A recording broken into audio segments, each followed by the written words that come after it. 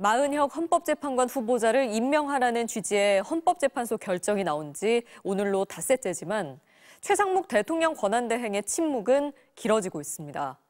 최 대행은 앞서 헌재 결정문 내용을 보고 여러 가지를 검토해 결정하겠다는 입장을 밝혔는데요. 결정문 내용을 들여다보면 임명을 미루고 있는 최 대행은 지금도 헌법 위반을 저지르고 있는 셈입니다. 구나연 기자입니다. 헌법은 대통령이 9명의 헌법재판관을 임명하되 3명은 국회에서 선출하고 3명은 대법원장이 지명한 사람을 임명하도록 했습니다. 삼권 분립 취지입니다. 행정, 입법, 사법부가 헌법재판소 구성에 동등하게 참여하도록 해 권력 견제와 균형을 이루자는 겁니다.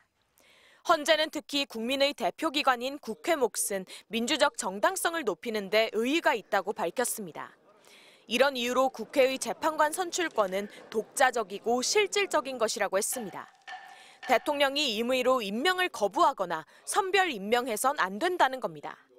그럴 경우 삼권 분립을 해치게 됩니다. 헌재는 대통령의 헌법재판관 임명은 권한인 동시에 헌법상 의무라고 못 박았습니다. 대통령 권한을 대행하는 국무총리나 국무위원 역시 마찬가지라고 했습니다. 대통령이든 권한대행이든 국회목 재판관을 임명하지 않으면 헌법상 의무를 저버리는 헌법 위반인 겁니다. 최상목 대통령 권한대행은 국회가 선출한 마은혁 재판관 후보자를 임명하지 않고 있습니다. 헌재는 최 대행에게 재판관 임명 의무가 생긴 건 2024년 12월 27일부터라고 봤습니다.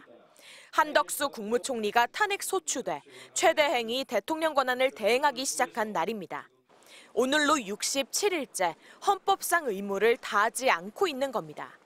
판사 출신인 차성한 교수는 최 대행이 결재만 하면 되는 상황인데 하루 이틀 지나도록 임명하지 않는 건 명백한 직무유기라고 했습니다. 최 대행의 침묵이 길어질수록 국정 최고 책임자가 형법상 직무유기는 물론 중대한 헌법 위반을 저지르고 있다는 비판도 커질 것으로 보입니다. MBC 뉴스 구나연입니다.